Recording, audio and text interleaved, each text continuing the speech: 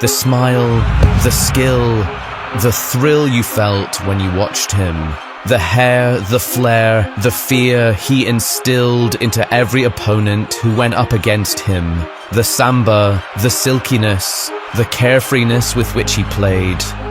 For him, football was never just about wins and losses. It was also about enjoying every single moment on the pitch and making the beautiful game a true beauty to behold.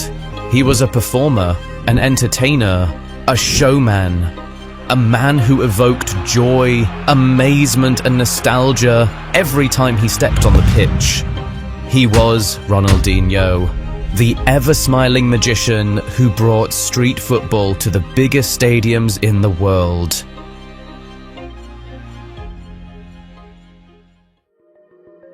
You see, Ronaldinho was born in Brazil, the home of futsal and street football. He was born into a poor background, but football had always been in his blood. His father played football at the local club, while his older brother played for Grêmio before injuries cut his career short. Like things weren't bad enough, Ronaldinho then lost his dad when he was just 8 years old, so things became a lot tougher. But football was the only place he could find solace, so after the death of his father, he held football tighter. He started to play a lot of youth matches in his neighbourhood and would often be the smallest person in the group, which earned him the name Ronaldinho, meaning Little Ronaldo. During this period, Ronaldinho played football, futsal, beach football, you name it. Anywhere there was a ball being kicked, you would see the little boy there. He was just obsessed with football and how it was played on the streets. It was while he played futsal that he was able to develop his skills, close control, ability in tight spaces, and what have you. Then boom! When he was 13 years old, he started to attract attention from all over the country when he helped his team beat a local club 23-0, scoring all 23 goals. Everyone who saw him instantly knew that this kid was special.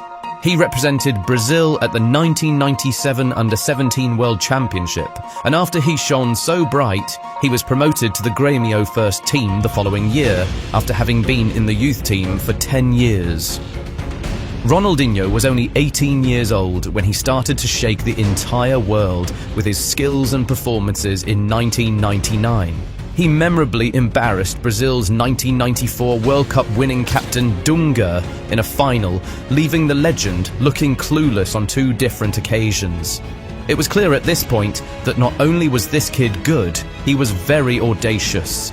The world was watching, particularly Arsène Wenger, and in 2001, the French manager was ready to sign this Brazilian wonder kid and bring him over to London. The move was very nearly completed, but Ronaldinho was unable to secure a work permit to play in England, so everything collapsed. Seeing as the Arsenal deal had collapsed, he briefly considered going to Scotland to play for St Mirren, but because he had once been involved in a fake passport scandal, the move never materialised. Well, their loss. Anyway, all of this heartbreak worked out for his good, as he ended up moving to France to join PSG that summer. At PSG, Ronaldinho linked up with another street footballing legend, JJ Okocha, and the presence of the Nigerian midfielder in the team seemed to send a message to Ronaldinho that he could just be his raw self, even in Europe. His first season in Europe was good.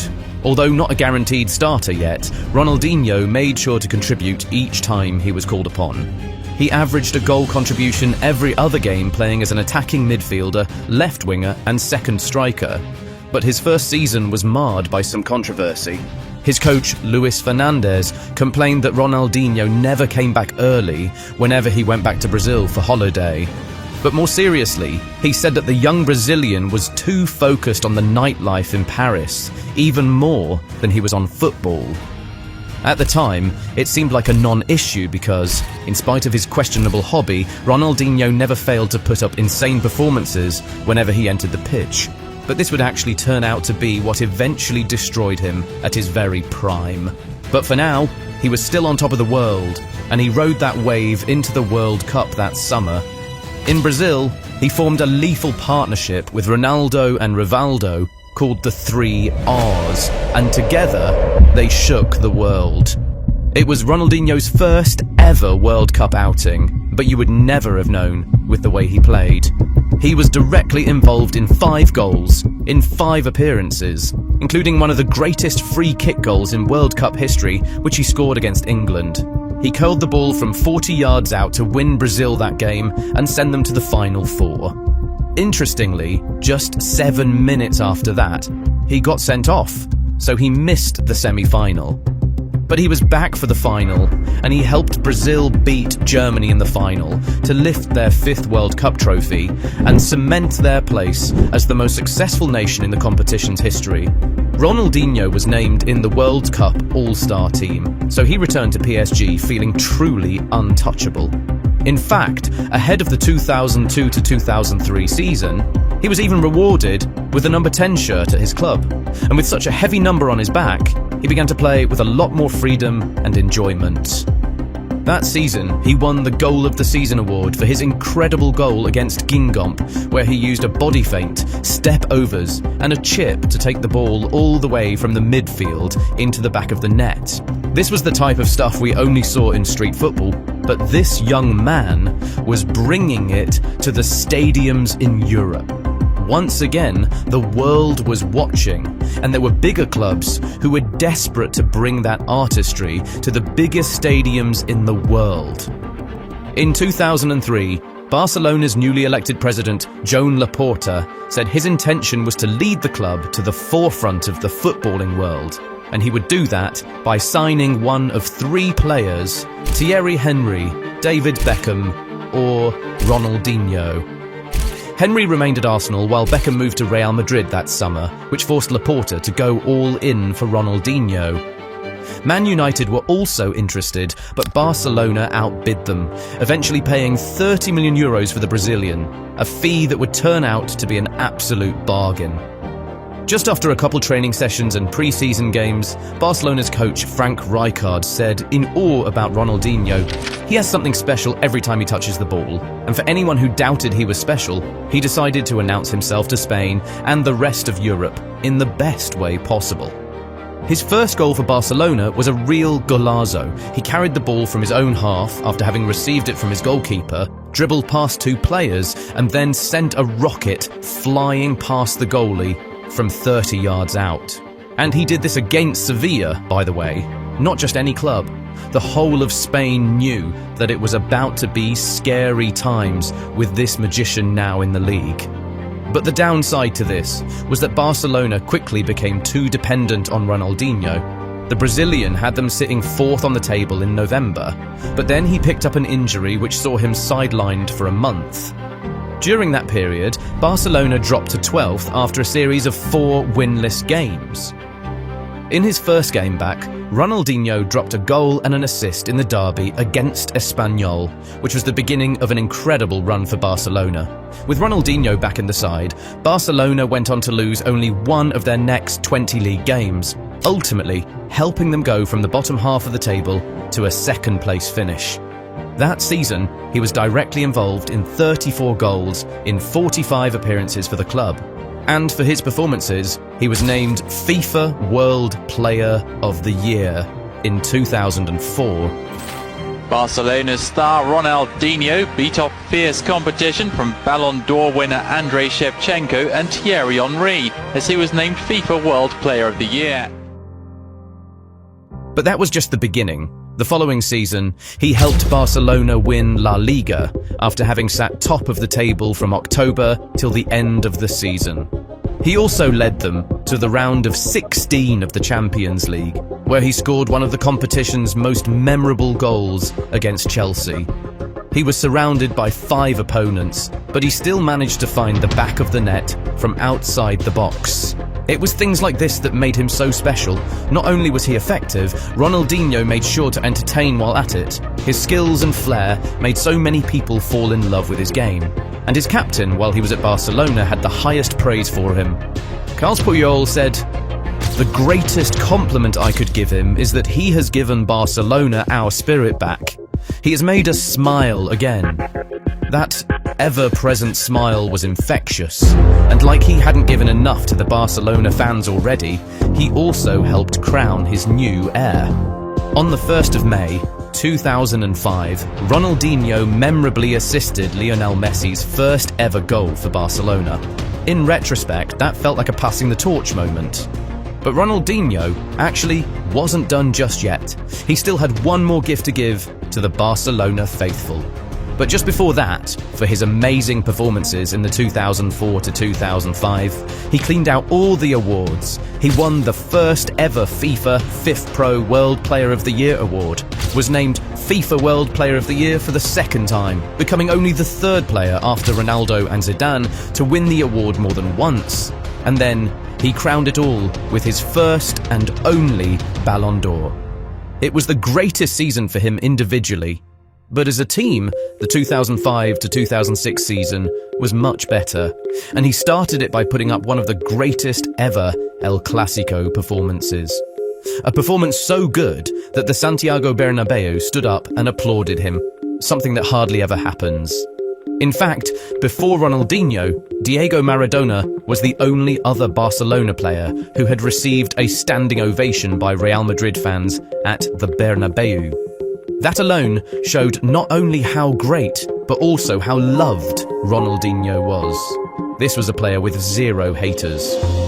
That season, he would then go on to help Barcelona win their first Champions League title in 14 years, directly contributing to 11 goals in his 12 appearances in the competition that season. In the final against Arsenal, he was very influential as always. It was even his pass to Eto'o that led to the red card for Jens Lehmann. Everyone expected him to win the Ballon d'Or again that year, but Brazil got knocked out in the quarter-finals of the World Cup, hurting Ronaldinho's chances. He ended up 4th at the Ballon d'Or and 3rd at the FIFA World Player of the Year awards, only beaten by players from Italy and France, both of whom got to the World Cup final that year. You see, from the point Ronaldinho moved to Barcelona up until 2006, he was absolutely unplayable. Even the 2006 to 2007 season was great. He was directly involved in 37 goals in 49 appearances and was still as entertaining as ever.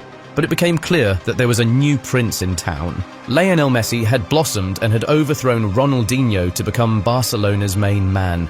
He finished 2nd at the FIFA World Player of the Year and 3rd at the Ballon d'Or in 2007. Ronaldinho, meanwhile, was 5th and 12th, respectively. So, this sort of signalled the start of a new era at Barcelona, but there weren't any major changes until 2008, when Barcelona hired a certain unknown manager called Pep Guardiola. One of the first things the young manager did was to send Ronaldinho packing, which came as a shock to many. The Brazilian was still one of the best players in the world. Why would this inexperienced manager make a decision like that? Well, after having been devoted and dedicated to football in his first 3 years at Barcelona, Ronaldinho returned to his nightlife routine and started to give less focus to training. Guardiola saw this and decided to put the Brazilian on the market because he didn't want him to influence the young and impressionable Lionel Messi. Mind you, Ronaldinho was just 28 years old at the time, so this had absolutely nothing to do with age. It was simply his love for the nightlife that cost him his place at the very top of the game. As you know, letting him go at that time turned out to be the best decision for Barcelona, as they went on to complete a sextuple in their first year after him. Anyway, despite Ronaldinho's form having dropped because of his excessive partying, he was still highly sought after by top clubs all around Europe. Man City reportedly offered £25.5 million for him and were ready to give him £200,000 per week, a crazy number way back in 2008. He turned that down and decided to go to AC Milan instead. At Milan, he got drawn deeper into partying, drinking, and nightlife in general, causing him to decline at a much faster rate. At 30, he was already headed back to Brazil, where he played for Flamengo, Atlético Mineiro, and Fluminense before retiring from professional football in 2015 and going off to India to enjoy futsal for some time. The end might not have been so glamorous, but the mention of his name will always bring smiles to the faces of football fans anywhere in the world. Heck, even when he ended up in prison in 2020 for trying to use a fake passport to enter Paraguay, he put smiles on the faces of his fellow cellmates by participating in a prison futsal tournament and helping his team beat the opponents 11-2. Of course, Ronaldinho was involved in all 11 goals. That right there just sums up Ronaldinho. The money, success, and fame were all just nice additions. At the heart of it, he was just a kid who was in love with the game and wanted to entertain the world by bringing the streets to the highest level. And in that sense, you can say he was more successful than any other footballer ever. He came, he saw, he played, he danced, he won, he entertained, he conquered the world, and he brought street football to the biggest stages in football, and he did all that with a big smile on his face. While Ronaldinho brought joy to the world and walked away still smiling, Baggio carried a nation's hopes and collapsed under the weight. Click here to see the haunting story of football's most beautiful failure.